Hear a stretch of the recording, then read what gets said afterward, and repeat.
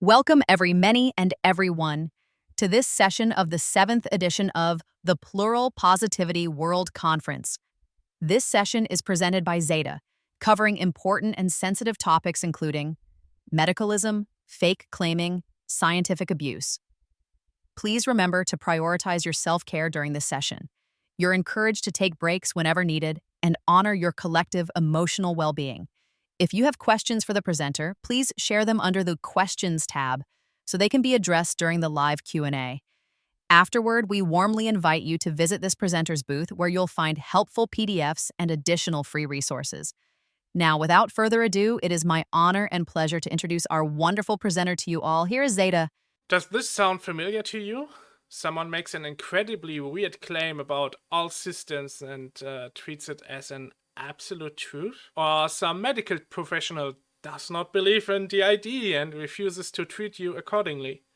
Wouldn't it be nice to able to search and reference actual scientific evidence? You've come to the right place. In the next 40 slides, I want to empower you to do your own research and give you some tools to evaluate if a study is good or not so good. Of course, this is a gigantic topic. It's really enormous, and if I try to cover it all, quite frankly, I could make a whole university course out of it. I hope after we are done with what I've prepared, you feel ready to start your own journey into plural science. So let's go. If we do science, sadly, we cannot get around triggers.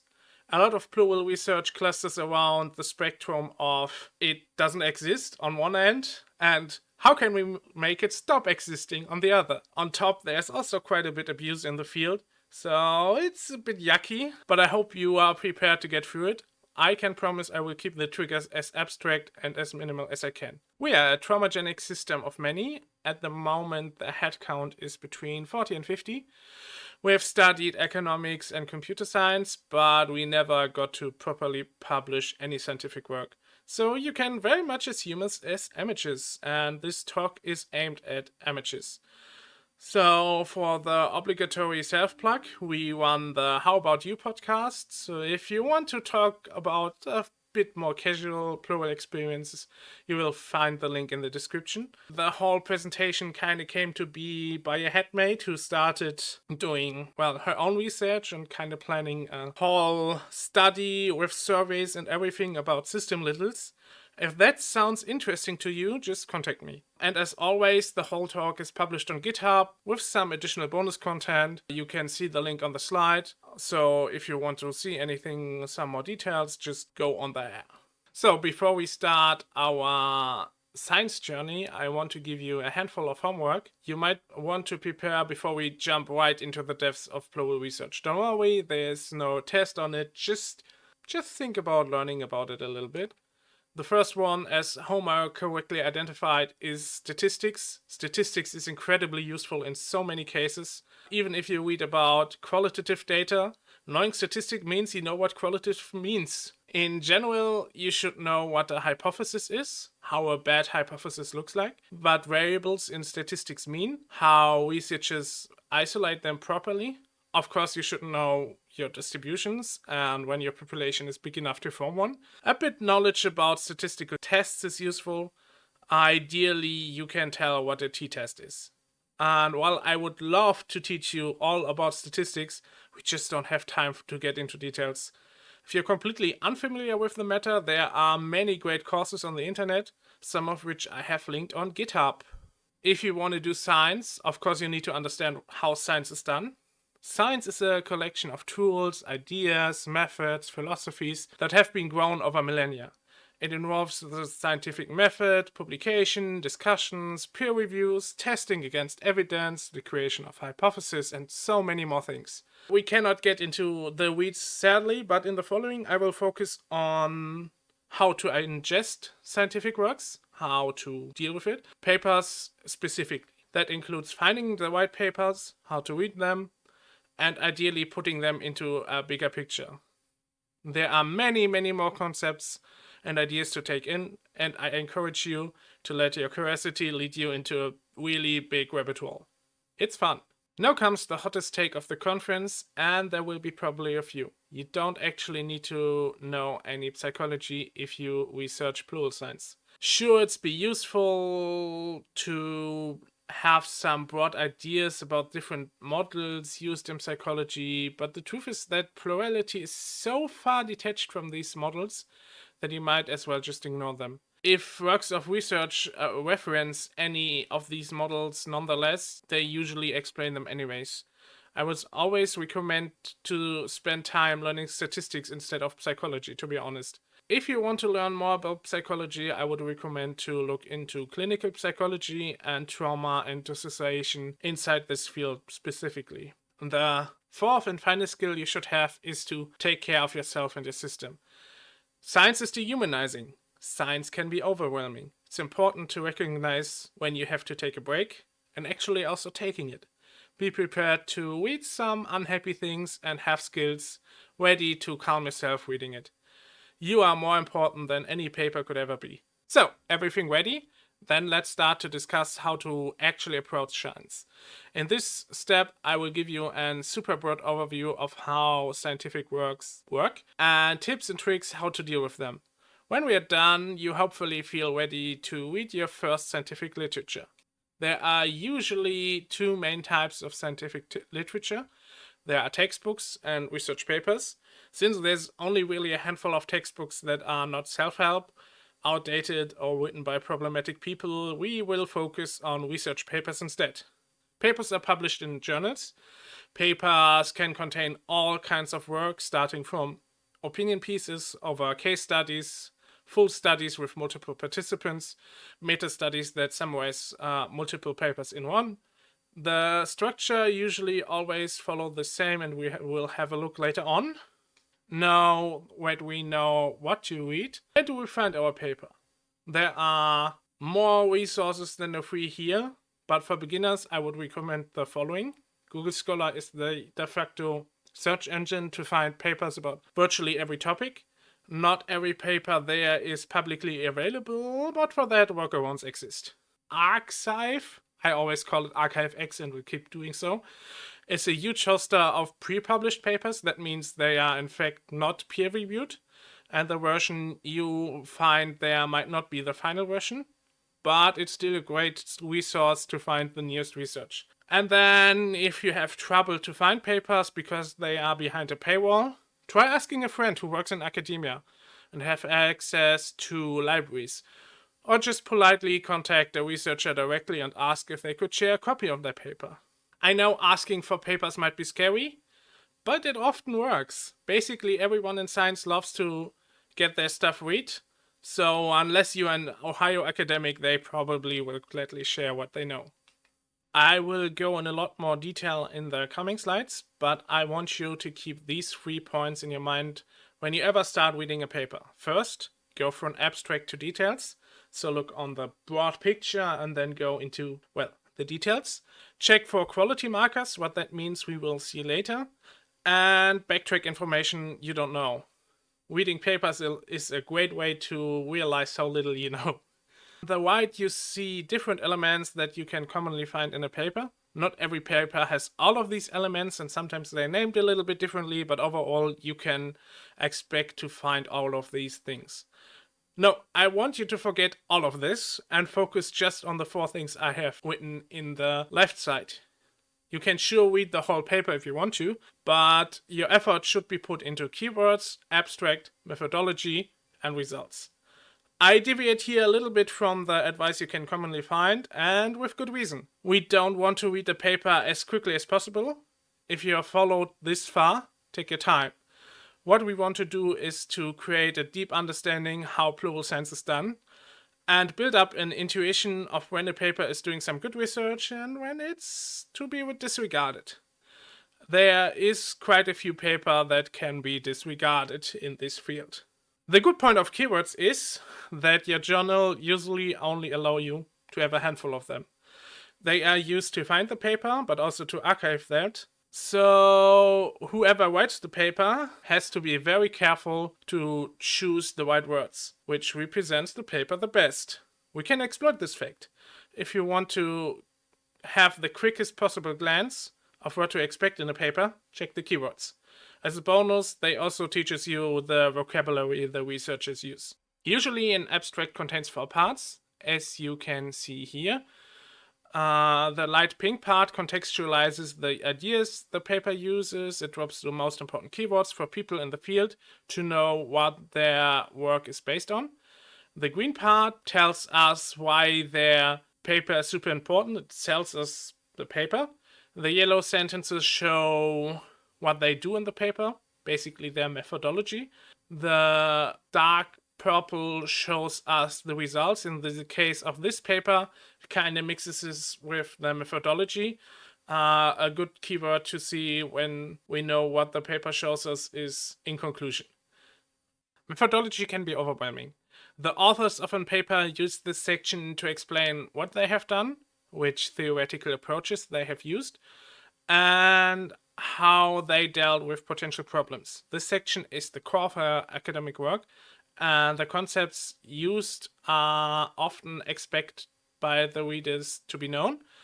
That means that you will have to do a lot of your own research to understand what the authors did, maybe why they did it. But on the positive side, it means you can also learn a lot about science. When you read methodology, you should write down the concepts you don't understand, check if the authors justify their approach, think if it makes sense or if it's not making sense. Is it because you're not familiar with it or because it really doesn't make sense? Note down how people solve problems within their methodology. If you follow through, you will quickly develop an intuition for solid methods and methods that are substandard, as well as an understanding how people in the field actually do science. Oh, and there's one diagram that has a bad methodology in this talk hidden. Good luck finding it. While a lot of people recommend to read the conclusion rather than results, I think it's better for beginners to focus on the latter. The difference is that the results show you the raw, uninterpreted data, while the conclusion is just, well, the conclusion that can be extracted out of it. When we read the results, think to yourself, what would I conclude out of this? Are there results I didn't expect, and why didn't I expect it? Are there results that I expected, but they are missing? What seems to be the most important result in there, and what is the least important? How does these results connect with things I already know? If you keep notes with these questions in mind, you will pretty quickly build a network of ideas and concepts you can cross-reference and by proxy understand what the field knows, what it doesn't. Now we are coming to quality markers. These are basically points on a checklist you can scratch off to see if a paper has decent enough standards or if it's maybe a little bit shaky. The first one is it easy to read? Which sounds counterintuitive. Science is supposed to be rigorous. It's solving hard problems and difficult to grasp ideas. The thing is, though, scientific writing is a skill that can be practiced. The difference between a beginner scientist and a veteran is often how easy they can convey their ideas. That's the second point of why a paper should be easy to read. A paper is the culmination of all these ideas, data, conclusions scientists have, presented in a way that is accessible to the world. If the world cannot understand it, someone failed their assignment. So, when reading a paper, check if it uses overly complicated sentence structures or unusual grammar and vocabulary. Does it explain all concepts it introduces and justify why they are important? You might have to look up what the concepts are, but if you don't know where to start, then it's probably a badly written paper. Notice the small things. Are all abbreviations spelled out at least once? Are there spelling mistakes? Bad formatting? A paper can contain super complex ideas, but it should make it as easy as possible to understand them. If it doesn't do that, it usually means it's written by someone inexperienced or someone who just didn't want to put in the effort. Peer review is probably the most basic quality measure in modern science. It means that a couple other researchers have checked the paper before it got published and evaluate if it does meet the quality standards of the journal. These peer reviewers are almost always unpaid volunteers and they might not be experts on the specific topic of a paper. So it's a basic quality measure, and you should check if your journal is peer-reviewed, but it should not be your only measure. Methodology is a tricky quality marker for beginners. I still think you should have a look at it. You can check if the authors sufficiently explain what they are doing, how they will prove or disprove their hypothesis with it, and if they acknowledge their limitations in the approach they have chosen. Once you feel more comfortable with checking methodologies, you should focus on things like the sample size, the sample selection, the type of testing, the type of data, and if the methods fit. Both H-index and the number of citations does not indicate the quality of a paper itself, but it can tell you if the author or their paper has made an impact. Even if the impact is because they did some really bad job and now everyone loves to cite them as an example of a bad job. As you might have noticed, the H-index is a metric of an author. So what do you do if there's more than one author? You could, of course, check all the authors, but honestly, checking the first one is enough. That is usually the one who contributed the most, which is good practice, or the one who has the most reputation, which is bad practice. This H-index is, by the way, from AATS Reindeers, and finding hers is quite a pain because she loves to use a different of her 4 names for every single paper she works on. You might have noticed the small numbers at the ends of sentences in the slides. These are citations, and you can check them out in the slide files. Scientific work lives or dies with its sources. As a rule of thumb, every not common knowledge claim needs to have a source. With its sources, an author can highlight their knowledge in the field, and they can show how their work compares to that of others. So by the sources the author uses, you can quickly deduce what they have read, what they think is important, and how recent their knowledge is. And with that, you have basically already done 80% of the work of a researcher reading papers. Sure, there are more things you can consider, and you can always improve your skills, but if you've followed through so far, you're on a really good track already. Now about things you can ignore in my mind. There is only a handful of journals that specializes in plural research, and they all have dissociation in their title. But to be honest, most interesting papers are published in much broader journals, and I personally wouldn't care too much about the specific one as long as it's peer-reviewed.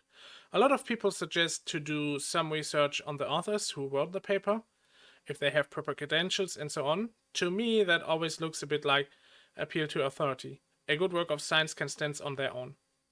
There is one exception to this. If the authors have scandals like partaking in satanic panic or getting their practitioner's license revoked due to decades-long patience abuse, I would take their works with a grain of salt.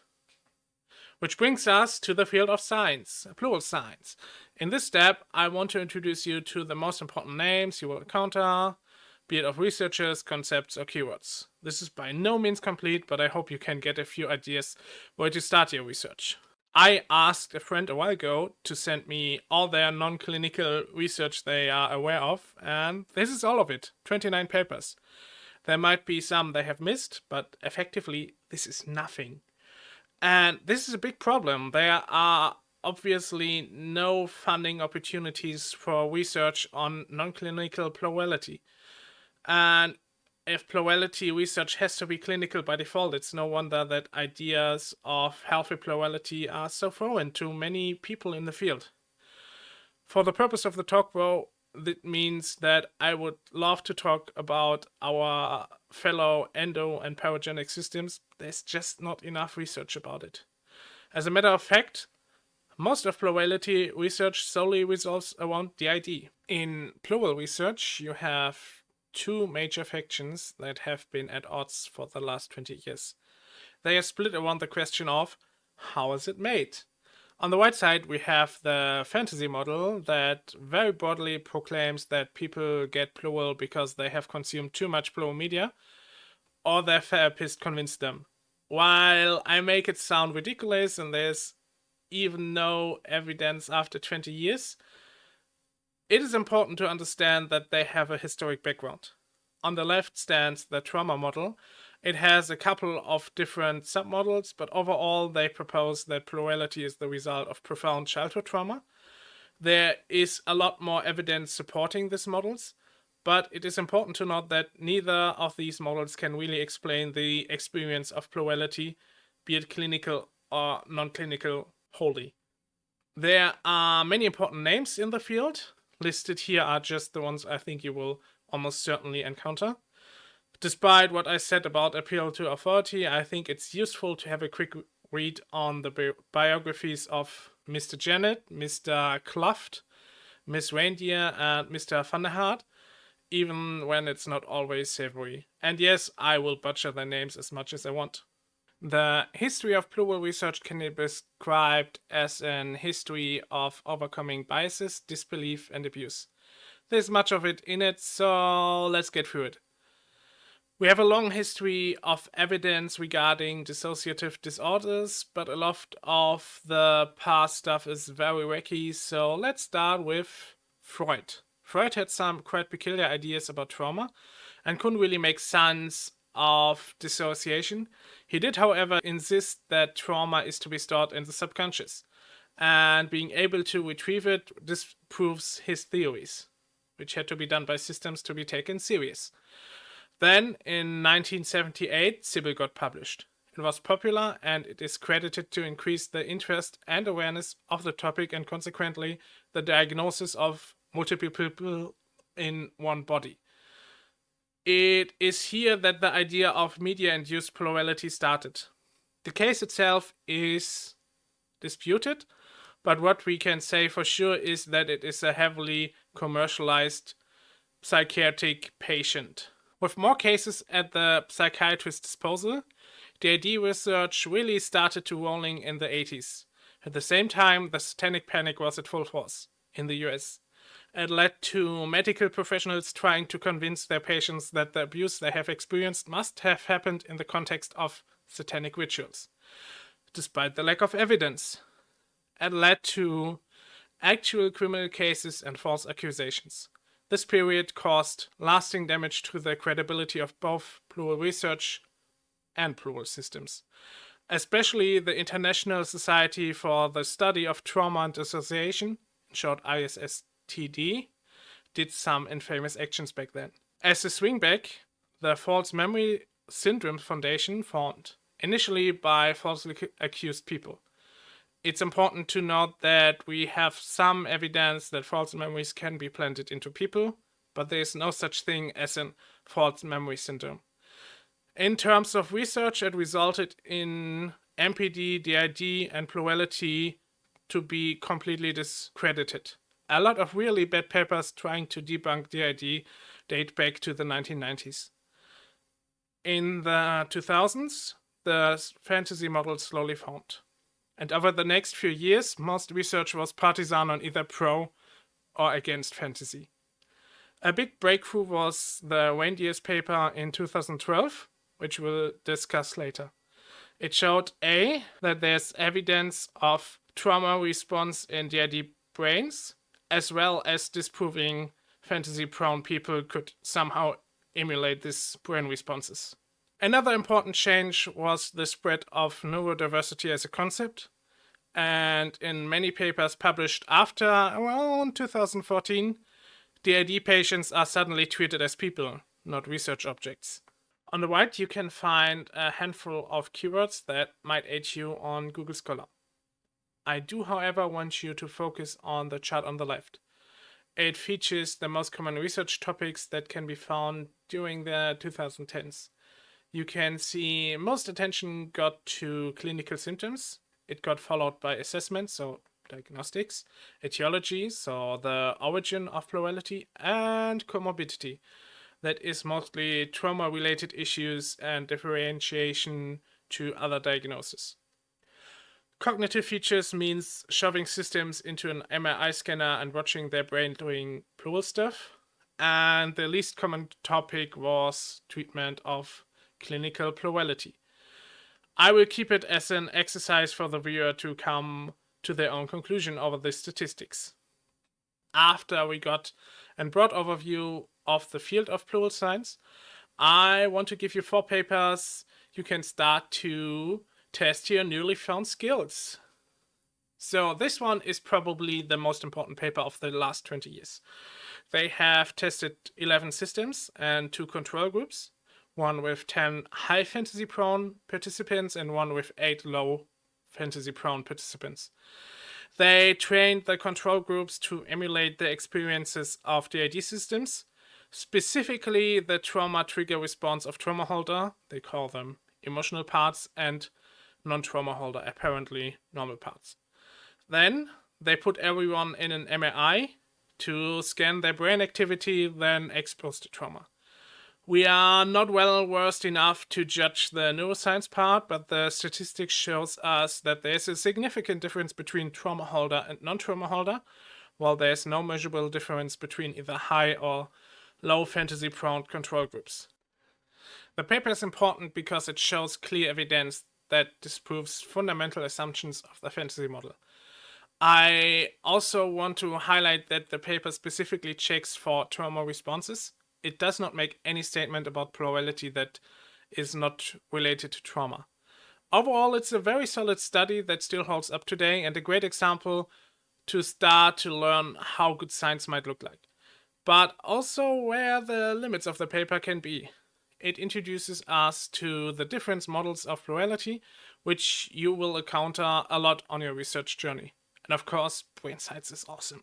Next up is a meta-study. It takes a look at 63 studies published between 2011 and 2021. As such, it is a great starting point to see what is out there, even when it's a bit incomplete. It analyzes the different research topics and puts great effort into highlighting the low amount of examined cases in DID research. So, if you want to get an overview of plural research, read this meta-study. It's also a good exercise in checking if the statistics actually work out. This paper tries to debunk DID. It's not very successful or well written, but that's why I added it to the list. It is more of an opinion piece and does not introduce any new evidence, but it uses existing ones. I have to trigger warn you about it. It does massive fake claiming on both dissociation and trauma experiences. So, why should you read it? To learn all the hallmarks of bad science. It's also a great exercise to critically think through the claims the author makes, or to see what the author doesn't do. This shouldn't be the first paper you read, but it prepares you well for the pet papers that are out there. To round up the selection on a positive note, and to counter the last paper, I want to show you the It's Just a Body one. It was co-written by the Redwoods, who had talks themselves on the PPWC. The paper tries to examine the interconnection of queerness and more specifically gender queerness and plurality. It interviews 13 systems and analyzes the answers in constructive grounded theory. They find a complex relationship between bodies and those who inhibit them, and the problems those face when they try to find medical aid. You should read the paper if you want to find new approaches to interact with participants. It has a great collection of references to paper, studies, and ideas that challenge the classic research approaches. It, of course, is one of the very few papers that examine the connection of queerness and plurality, a topic that I'm particularly interested in. And of course, if you want to know what grounded theory looks like in practice, read the paper. Let's come to a conclusion. I've been quite critical with plural science in the last 30-ish minutes. The truth is that academia is flawed, because it's done by humans, who are flawed. Yet, the scientific method is awesome. The vast majority of science is done by humans with good intentions. Science is not paid well enough for bad intentions. I hope I gave you the tools you need to start interacting with science, to dig deeper, and to learn more. Ultimately, I want your voices to be heard in academia. I think plural perspectives are incredibly valuable for plural research. Thank you for listening.